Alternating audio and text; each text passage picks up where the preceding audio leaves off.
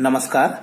आज हम फिराक गोरखपुरी के द्वारा रचित गजल को पढ़ेंगे, जिसमें उन्होंने श्रृंगार की अभिव्यक्ति की है।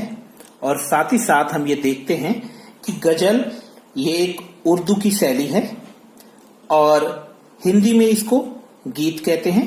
गजल दो पंक्तियों की जो शेर होते हैं उनका समूह होती है। और साथ ही साथ यहाँ पर हमारे हिंदी में भी हमने देखा है दो पंक्तियों के दोहे काफी प्रचलित होते हैं। तो इस तरीके से ये गजल उर्दू की एक शैली है और इसी शैली को फिराक गोरखपुरी ने हिंदुस्तानी अर्थात हिंदी उर्दू मिश्रित शब्दावली के माध्यम से हमें कुछ बताने का प्रयास किया है और इसको हम जानते हैं। तो गजल का पहला शेर हम पढ़ते हैं। नवरस गुंचे पंखड़ियों की नाजुक गिरहें खोले हैं, या उड़ जाने को रंगो बू गुलशन में पर तोले हैं। नवरस यानी नवरस से भरी हुई, गुंचे पंखड़ियां, पंखड़ियां यानी फूलों की जो पत्तियां हैं, नवरस से भरी हुई हैं फूलों की पंखुड़ियां, नाजुक गिरहें खोले हैं। नाजुक यानी कोमल, गिरहें यानी गांठें, खोले हैं यानी खोल रही हैं। नव रसों से भरी हुई फूलों की जो पंखड़ियां हैं अपनी नाजुक गांठों को खोल रही हैं। ये बसंत का महीना है, तो बसंत के मौसम में फूल अपनी पंखुड़ियों को खोलते हैं जिससे कि वातावरण में रंग और खुशबू फैल सके। तो आगे फिराक कहते हैं, या उड़ जाने को रंगो बू, या उड़ जाने को फूल अपनी रंग और बू खुशबू, गुलशन यानी वातावरण बगीचे में पर तोले हैं। बसंत के आगमन पर नव रसों से भरी हुई फूलों की पंखड़ियां अपनी नाजुक गांठों को खोल रही हैं और अपनी रंग और खुशबू को वातावरण में बिखेर रही हैं।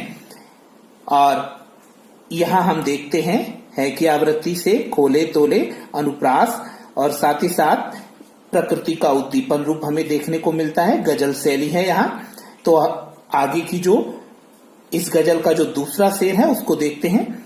तारे आंखें झपकावे हैं, जर्रा जर्रा सोए हैं। तारे आंखें झपकाए अर्थात तारे आसमान में टिमटिमा रहे हैं। जर्रा जर्रा सोए है, पृथ्वी का कण कण, जर्रा जर्रा यानी कण कण सोया हुआ है।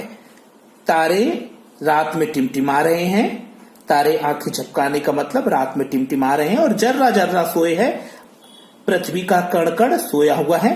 तुम भी सुनो हो यारो, सब में सन्नाटे कुछ बोले है। तुम भी सुनो हो यारो, हे मेरे दोस्तों तुम भी सुनो। सब में सन्नाटे कुछ बोले है। सब यानी रात, सन्नाटा शांति, रात की शांति कुछ बोलती है। एक बार फिर देखें। तारे आंखें झपकावे हैं, जर्रा जर्रा सोए है।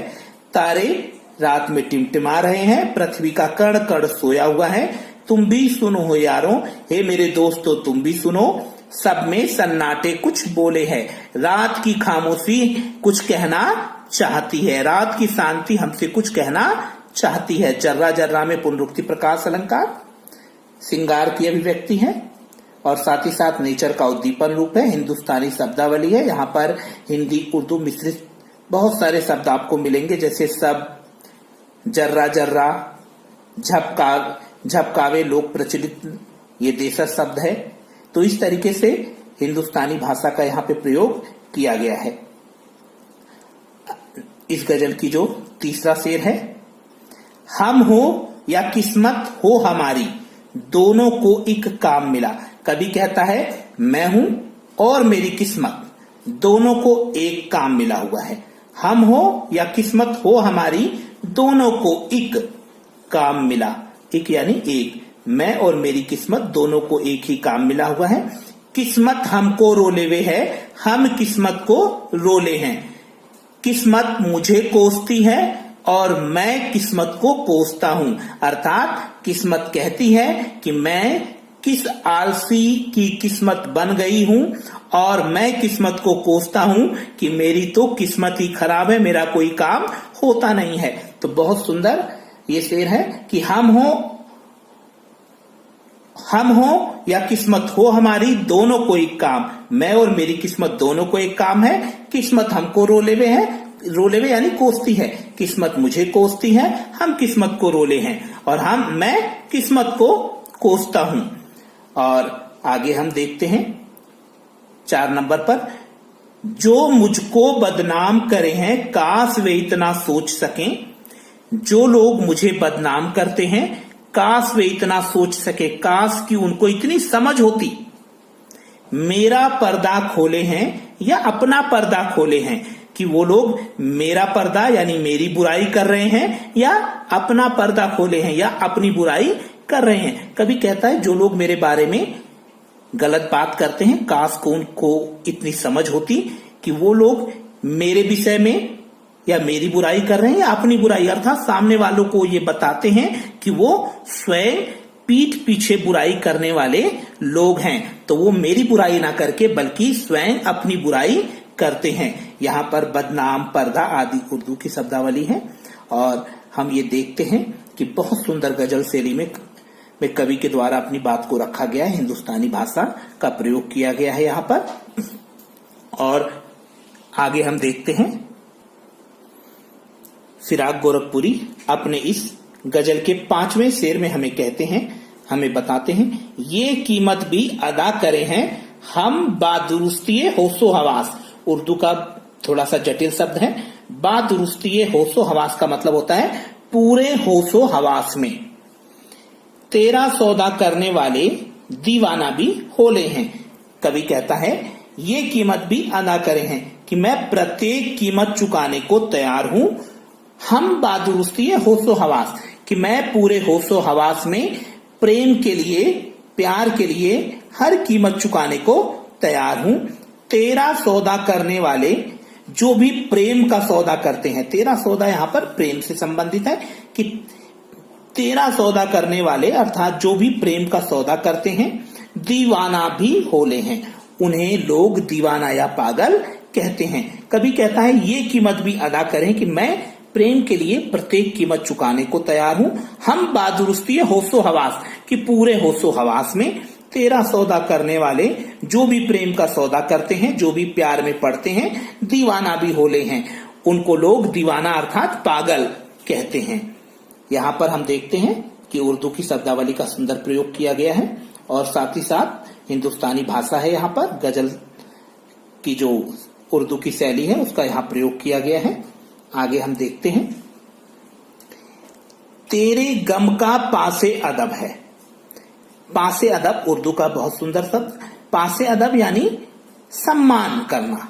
तेरे गम, गम यानी दुख का, तेरे गम का पासे अदब है अर्थात मुझे तेरे दुख का सम्मान है, कुछ दुनिया का ख्याल भी है। कवि कहता है मुझे तेरे दुख का ख्याल है और मैं दुनिया का भी ख्याल करता हूं। सबसे छिपा के दर्द के मारे चुपके चुपके रोले हैं और मैं सबसे छिपकर तुम्हारे दर्द के लिए अकेले में चुपके चुपके रो लेता हूं।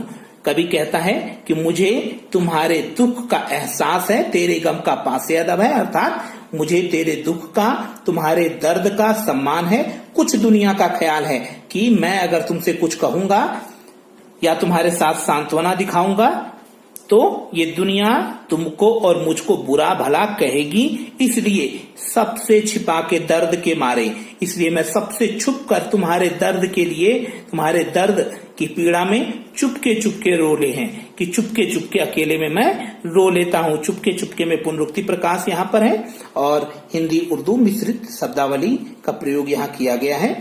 आगे कवि कहता है फितरत का कायम है। फितरत यानी चरित्र। फितरत का कायम है तवाजुन आलमे हुस्नो इश्क में भी। कभी थोड़ा सा कठिन शब्द यहां पर लेकर आए हैं उर्दू का, तवाजुन आलमे हुस्नो इश्क में। तो तवाजुन आलमे हुस्नो इश्क का मतलब होता है प्यार के व्यापार में। फितरत का कायम है तवाजुन आलमे हुस्नो इश्क में भी अर्थात चरित्र का बोलबाला है। फितरत यानी चरित्र, चरित्र का कायम यानी बोलबाला। फितरत का कायम है, यानी चरित्र का बोलबाला है। तवाजुन आलमे हुस्नो इश्क में भी, प्यार के व्यापार में उसको उतना ही पाते हैं खुद को जितना खोले हैं। उस व्यक्ति को उतना ही प्यार मिलता है खुद को जितना खोले है। खुद को जितना प्यार वो दूसरों को देता है, स्वयं उसको उतना ही प्यार मिलता है। कवि कहता है कि प्यार के व्यापार में फितरत का कायम है, अर्थात फितरत का कायम प्यार के व्यापार में, तवाजुन आलमे हुस्नो इश्क में, प्यार के व्यापार में चरित्र का बोलबाला है। उसको उतना ही प्यार मिलता है जो दूसरों को प्यार देता है, अर्थात हम जिसको जितना प्यार देंगे उतना ही प्यार हमें भी बदले में मिलेगा। तो यहाँ भी हिंदी उर्दू मिश्रित पदावली का प्रयोग हम देखने को प्राप्त करते हैं। गजल शैली है और यहाँ भी श्रृंगार की अभिव्यक्ति की गई है कवि के द्वारा। आगे कवि कहता है, आबो ताब असआर न पूछो। आबो ताब असआर का मतलब मेरा हालचाल मत पूछो। आबो ताब असआर न पूछो, तुम भी आंखें रखो हो कि तुम्हारे पास भी आंखें हैं। मेरा हालचाल मत पूछिए, तुम्हारे पास आंखें हैं, तुम खुद देख लो कि मेरा क्या हाल है। ये जगमग बेतों की दमक है। यहाँ पर बेत से आशा है कविता, शेर, शायरी, गजल या जो भी लिखित सामग्री है।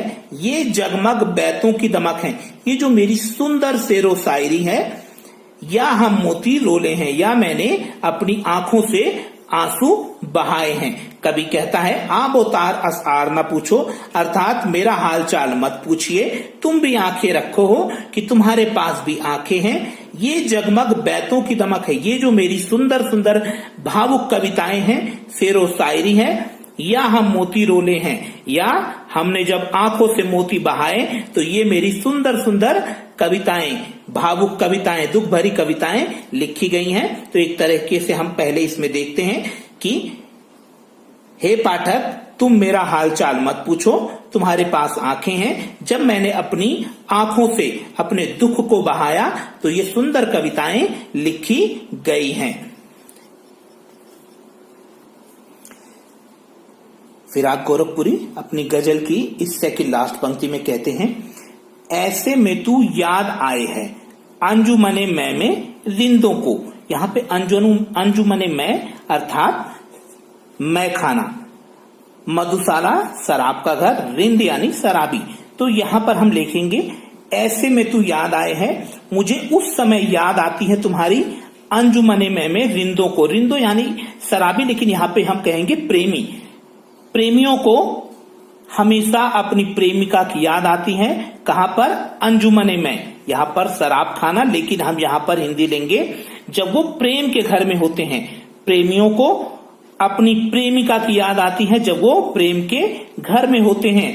रात गए गर्दू, गर्दू यानी आसमान, फरिश्ते यानी ये एक तरीके के पाप और पुण्य का लेखा जोखा करने वाले भगवान होते हैं। तो रात गए गर्दू पे फरिश्ते, बाबे गुनाह जग खोले हैं। बाबे गुनाह का मतलब होता है पाप और पुण्य, पाप और पुण्य। यहाँ पर गुनाह पाप है और बाबे गुनाह, यहाँ पर पाप और पुण्य जग खोले हैं। तो एक बार फिर से देखते हैं, ऐसे में तू याद आए हैं अंजुमने में रिंदों को। प्रेमियों को उनकी प्रेमिकाएं याद आती हैं जब वो प्रेम के घर में होते हैं। और ठीक उसी समय रात गए गर्दू पे फरिश्ते, और रात के समय में गर्दू आसमान पर जो फरिश्ते हैं बाबे गुनाजक खोले हैं, और जो फरिश्ते हैं पाप और पुण्य का आधी रात में जब लेखा जोखा करते हैं, ठीक उसी समय प्रेमियों को प्रेम के घर में उनकी प्रेमिकाओं की याद आती है। तो इसका एक बार फिर से उत्तर देखते हैं, ऐसे में तू याद आए है अंजुमने में रिंदों को। प्रेमियों को उनकी प्रेमिकाओं की याद आती है जब वो प्रेम के घर में होते हैं, यानी प्रेम से सराबोर होते हैं। और ठीक उसी समय आधी रात के समय आसमान पर फरिश्ते लोगों के पाप और पुण्य का लेखा जोखा कर रहे होते हैं। तो ठीक उसी समय प्रेमियों को उनकी प्रेमिका की याद आती है। यहाँ भी हम देखते हैं उर्दू शब्दावली का प्रयोग किया गया है और साथ ही साथ श्रृंगार की अभिव्यक्ति है, गजल शैली है। आगे देखते हैं, सदके फिराक एजाजे सुखन, एजाजे सुखन का मतलब होता है कविताएं, यहां भी सुंदर लेख से संबंधित है। तो सदके फिराक एजाजे सुखन के कैसे उड़ा ली ये आवाज, सदके यानी बलिहारी, नजर उतारना। हे फिराक मैं तुम्हारी इन कविताओं की नजर उतारती हूं, कैसे उड़ा ली ये आवाज, और कहां से तुमने ये लिखना सीखा है। सदके फिराक एजाजे सुखन के कैसे उड़ा ली ये आवाज, हे फिराक मैं तुम्हारी कविताओं की बलिहारी हूं, कैसे उड़ा ली ये आवाज, अर्थात तुमने कहां से इतना अच्छा लिखना सीखा। इन गजलों के पर्दों में तो मीर की गजलें बोले हैं। तुम्हारी गजलों को जब पढ़ते हैं तो उन गजलों को पढ़ते समय मानो पर्दे, पर्दे यानी पीछे से ऐसा लगता है कि जो मीर की गजलें हैं वो साक्षात मीर के द्वारा यहां लिखी गई हैं। अर्थात पाठक ये कहता है कि मैं तुम्हारे इस कविताओं की बलिहारी हूं, तुमने इतना सुंदर कैसे लिखना सीखा। जब मैं तुम्हारी इन गजलों को पढ़ती हूं तो ऐसा लगता है स्वयं मीर जो है इन गजलों को बोल रहे हैं। मीर तकी मीर जो है वो उर्दू के बहुत बड़े शायर हैं। तो पाठक ये कहना चाहता है कि तुम्हारी जो गजलें हैं एजाजे सुखन वो मीर की गजल की तरह हैं और उन्हीं की तरह गजलें सुंदर हैं। तो इस तरीके से हमने ये फिराक गोरखपुरी के द्वारा रचित जो गजल है आज इसको पूर्ण किया है और उम्मीद है कि ये आपकी समझ में आया होगा। धन्यवाद।